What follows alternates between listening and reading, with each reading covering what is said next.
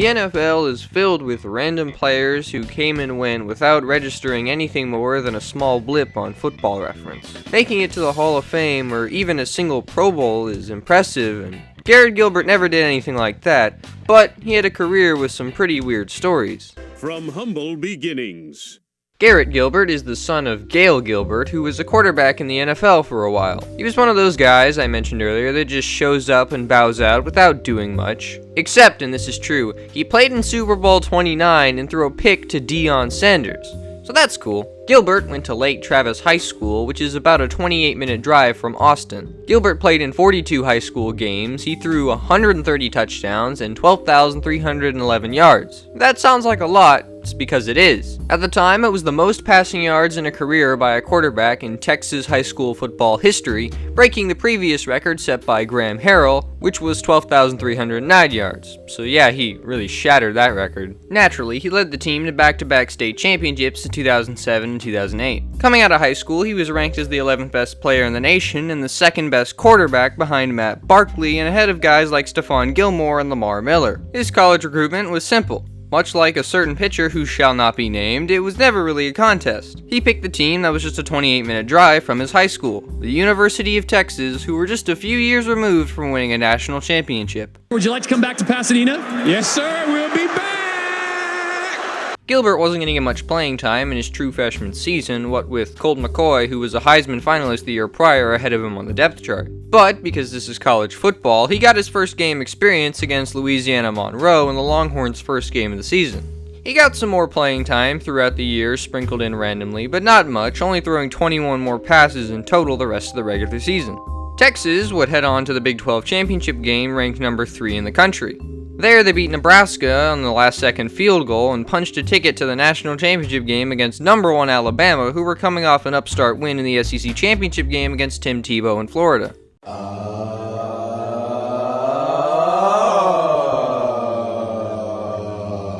In the 2010 Rose Bowl, which doubled as the national championship game, Texas had easily gained momentum thanks to a play call so stupid that you genuinely wondered if Nick Saban called the play. A pass, a fake. What are you thinking? Intercepted. Gideon, as Nick Saban goes way against his coaching philosophy. Yeah, so with all that momentum pushing them forward to the 11-yard line, Colt McCoy is injured and knocked out of the game. So now Garrett Gilbert, who, mind you, has thrown 26 passes all season, is now basically starting a national championship game. Naturally, when you're downgrading from McCoy to Gilbert, it didn't go so hot. Gilbert, to his credit, led a scoring drive, but then he threw an interception on a shovel pass to a D lineman that weighs over 300 pounds. Here's Gilbert, that inside shuttle pass, and incomplete or fumble. Picked up by Darius. Darius in the air. Darius going for the end zone. That could be a touchdown. If he's got it in the air, that's an interception and a touchdown. Mission failed. We'll get them next time. And then something clicked. Gilbert and Jordan Shipley combined for a 44-yard touchdown. Gilbert going deep down the middle. Got a man, got Shipley. Touchdown, Texas! And then they did it again, but this time from 28 yards out. Gilbert got a man open! Touchdown, Texas! Shipley's second of the night. Yes, to the shock of about 99% of the viewers in this video, the 2010 BCS National Championship game was actually competitive at one point. Yes, the only reason people think it wasn't is because everybody hates Texas. Gilbert fumbled, which set Alabama up for an easy score.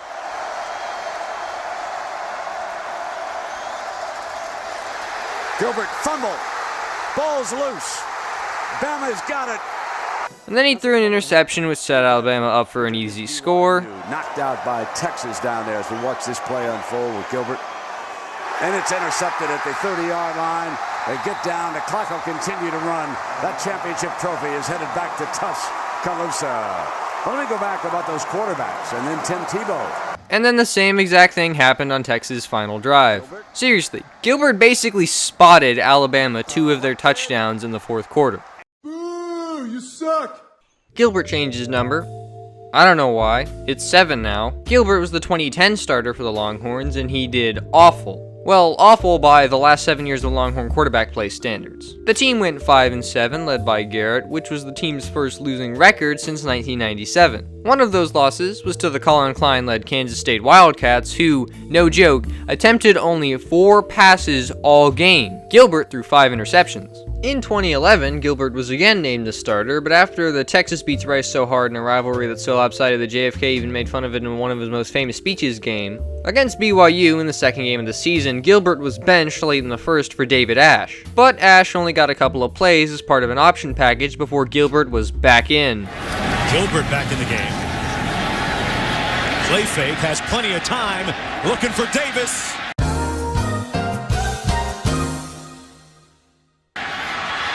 And it's intercepted at the 2-yard line.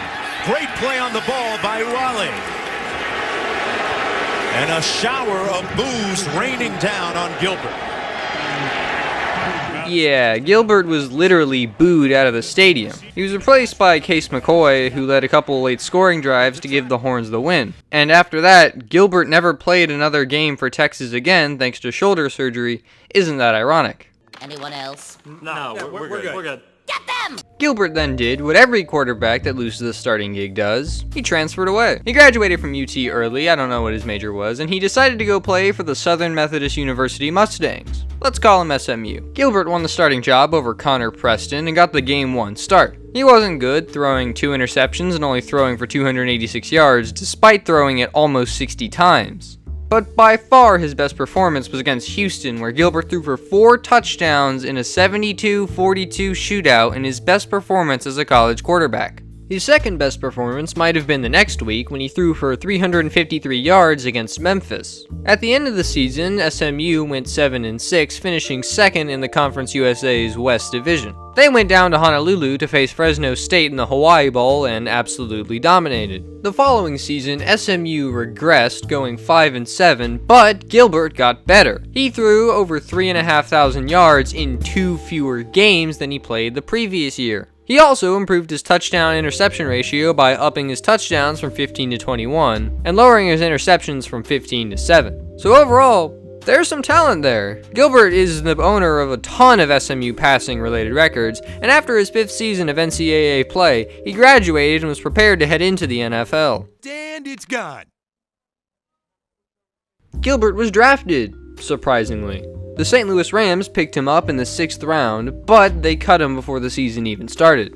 But they picked him back up on their practice squad on September 1st, but they cut him again in late October. The New England Patriots picked up Gilbert and won a Super Bowl while he was there, which means he now forever has a ring for his troubles. Man, what is it with Pete Carroll and giving Longhorn players championship rings? But in June 2015, they waived him, but fortunately the Lions picked him up the next day.